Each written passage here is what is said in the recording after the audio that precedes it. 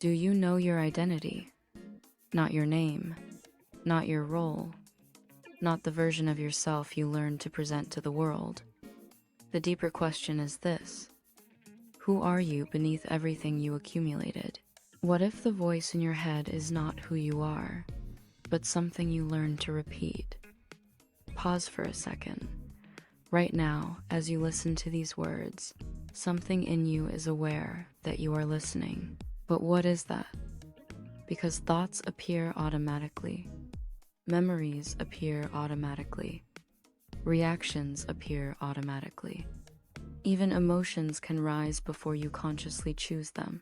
So then who, or what, is noticing all of it? Most people never ask this question.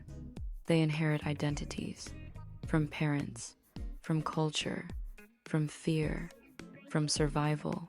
And after enough repetition, conditioning begins to feel personal. But familiarity is not the same as truth. You call it personality, beliefs, self.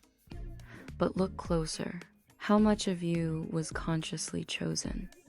And how much was installed before you were old enough to question it? Because identity begins forming before you even understand what identity is. Before you understood fear, you learned fear. Before you understood limitation, you absorbed limitation. You watched reactions. You watched behavior. You watched what received approval and what received rejection. And slowly, without realizing it, you built a version of yourself designed for survival. A version meant to fit, to avoid conflict, to avoid abandonment, to avoid pain. And after enough years, the performance became automatic. So automatic that you stopped noticing you were performing at all. But here's the strange part.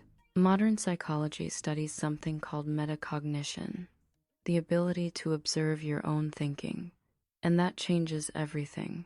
Because the moment you observe a thought, something in you has already separated from it. Think about that carefully. If you can observe the fear, are you the fear? If you can observe the thought, are you the thought? If you can observe the identity, then who is doing the observing? Maybe that is where the real question begins.